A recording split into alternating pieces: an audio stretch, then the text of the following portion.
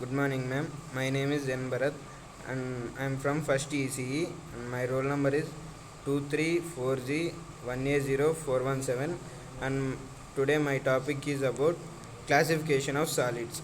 Classification of solids contains some several topics. They are given here.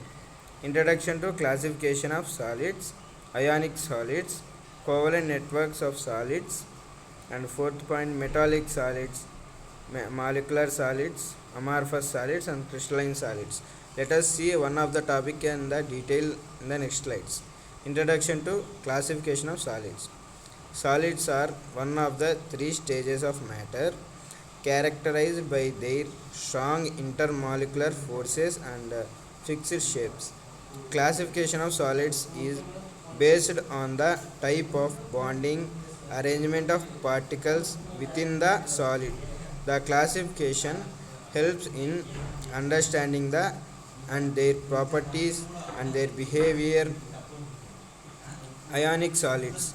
Ionic solids are composed of positively and negatively charged ions held together by electrostatic forces. They have high melting point and boiling point due to strong attraction between ions. Examples are sodium chloride and which is called NaCl and calcium carbonate which is called CaCO3. And next topic, covalent network solids. Covalent network solids are consist of a network covalent bonds throughout the entire solid. They have high melting and boiling point due to strength of the covalent bonds. Examples are diamond which is formed by the carbon and quartz SiO2. Next topic, metallic solids. Metallic solids are composed of closely packed metal cations surrounded by a sea of delocalized electrons. They have high electrical and thermal conductivity due to free movement of electrons. Examples are copper which is Cu and iron which is called Fe. Molecular solids. Molecular solids are composed of individual molecules held together by intermolecular forces. They have relatively low melting and boiling points due to the weak forces between molecules present in the solid.